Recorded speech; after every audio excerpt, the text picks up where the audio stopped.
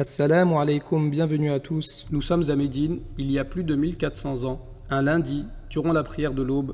Ce sont les derniers moments de la vie du prophète Muhammad sallallahu alayhi wa sallam. Dans l'épisode précédent, nous avions vu 4 bienfaits de la salat. Premièrement, Allah te guidera. Deuxièmement, Allah te préservera.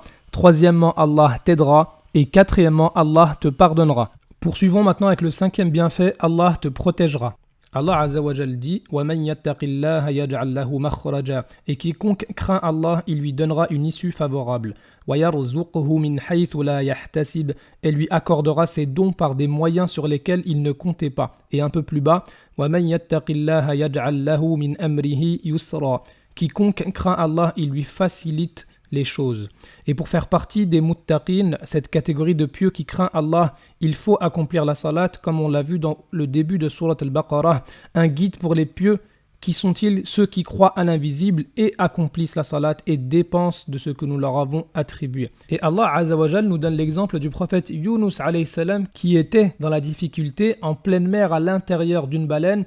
فَلَوْلَا أَنَّهُ كَانَ مِنَ الْمُسَبِّحِينَ. S'il n'avait pas été parmi ceux qui glorifient Allah, لَلَبِثَ فِي بَطْنِهِ إِلَى يَوْمِ يُبْعَثُونَ. Il serait demeuré dans son ventre jusqu'au jour où l'on sera ressuscité. Donc Yunus alayhi salam, comme il invoquait déjà beaucoup Allah dans les moments de facilité, Allah s'est souvenu de lui lorsqu'il a invoqué dans la difficulté. Donc toi aussi n'attends pas d'être dans les problèmes et les difficultés pour prier, mais prie Allah correctement dans l'aisance et la facilité afin qu'il te protège le jour où tu l'invoqueras dans la difficulté. Le prophète alayhi salatu wassalam a dit: celui à qui il plaît qu'Allah l'exauce dans les moments de difficulté, qu'il multiplie les invocations dans les moments d'aisance. 6e bienfait, Allah sera avec toi. Si Allah est avec toi, qui peut être contre toi? Mais qui sont ceux dont Allah est avec eux par son soutien?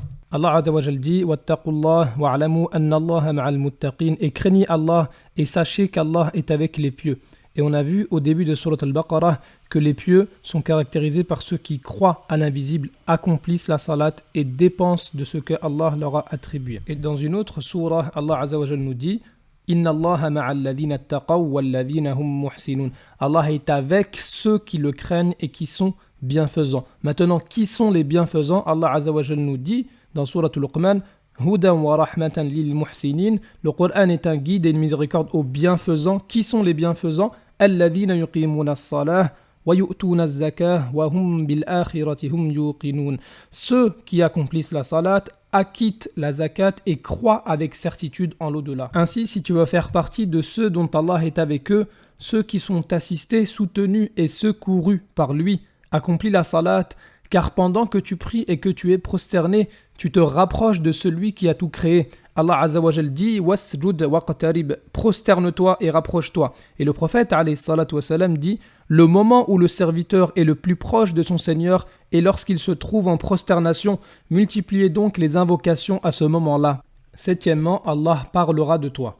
On est tous très contents lorsqu'une personne très importante parle de nous ou cite notre nom. Mais que dire du Seigneur de l'univers, de celui qui a tout créé? Allah Azza wa Jal dit: Wa aqimis salata li dhikri. Accomplis la salat pour te souvenir de moi. Et si on se souvient et on mentionne Allah, Allah se souviendra de nous. Allah Azza wa Jal dit: Fadhkuruni adhkurukum. Souvenez-vous de moi, je me souviendrai de vous. La prière, c'est donc le meilleur moyen d'être mentionné par Allah, car c'est un entretien que tu fais avec le Seigneur de l'univers. Et le prophète alayhi salatu wassalam nous raconte un hadith dans lequel Allah Azza wa Jal dit: j'ai divisé la prière entre moi et mon serviteur en 2 parties, et mon serviteur a ce qu'il demande. Et donc à chaque fois que tu dis Alhamdulillahi Rabbil Alamin, Allah te répond en disant: mon serviteur m'a loué. Et chaque fois que tu dis Ar-Rahman Ar-Rahim, Allah te répond en disant: mon serviteur m'a fait des éloges. Et chaque fois que tu dis Maliki Yawmiddin, Allah te répond en disant: mon serviteur m'a glorifié. يسبح لله ما في السماوات وما في الأرض الملك القدوس العزيز الحكيم هو الذي بعث في الأميين رسولا منهم يتلو عليهم آياته ويزكيهم ويعلمهم الكتاب والحكمة وإن كانوا من قبل لفي ضلال مبين وآخرين منهم لما يلحقوا بهم وهو العزيز الحكيم ذلك فضل الله يؤتيه من يشاء والله ذو الفضل العظيم